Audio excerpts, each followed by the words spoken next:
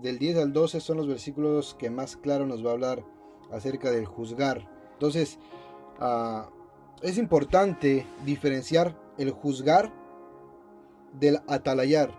Y es muy importante porque siempre volviendo al contexto de lo que nos está hablando del 10 al 12,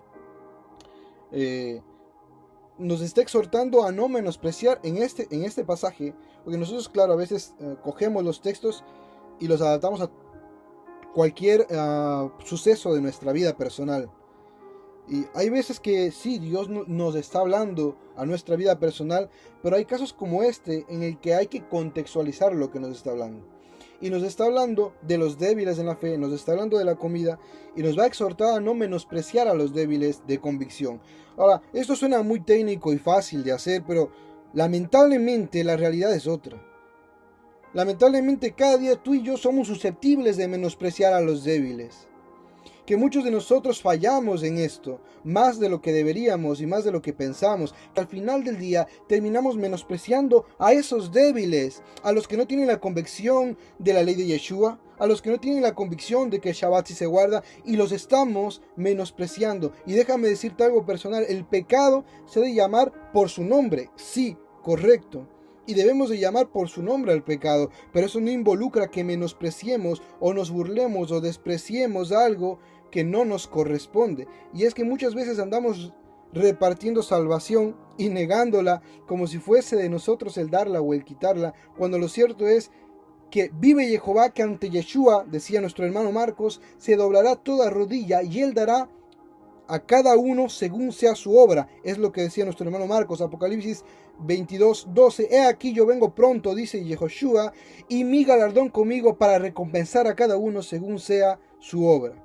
Mas sin embargo, reitero mi punto de vista al respecto del pecado, que no hemos de hacernos la vista gorda con el pecado. Ezequiel 33:9 dice, y tú avisarás al impío de su camino para que se aparte de él, y si él no se apartare de su camino, él morirá por su pecado, pero tú libraste tu vida. Así que nos corresponde el llamar al pecado por su nombre, nos corresponde el atalayar, pero no nos corresponde el despreciar a un débil en la fe. Y son dos cosas muy diferentes. Una cosa es alguien que cree en Yeshua, aunque es débil, aunque no tiene la convicción de su ley, y otro es un pecador servidor de Baal. Entonces sí debemos de llamar las cosas por su nombre y tener nosotros el amor para atalayar y no el odio para condenar. Entonces, cogiendo el caso que tú nos hablabas, el ejemplo que me parece excelente de esta, si se puede decir, congregación, eso es un juicio, eso es una condenación.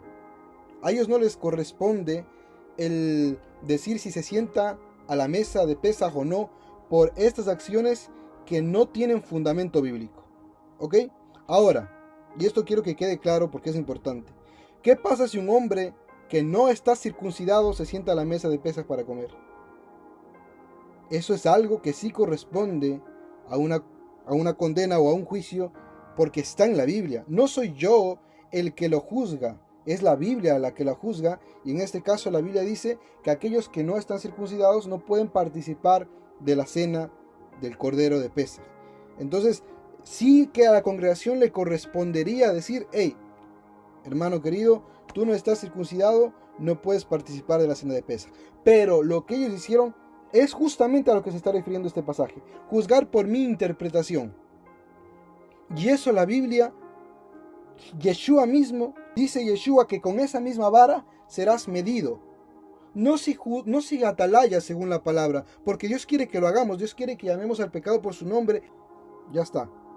Pero eso no quiere decir que por haberte sentado a la mesa, pues te perdiste, te vas a ir al infierno y no vas a poder comer nunca de la cena de Pesaj, tienes que golpearte la espalda y entonces vamos filosofando y creando doctrinas de hombre, apegándonos al fariseísmo, apegándonos a otras denominaciones que han creado sus doctrinas a base de sus interpretaciones que son ajenas a la Biblia.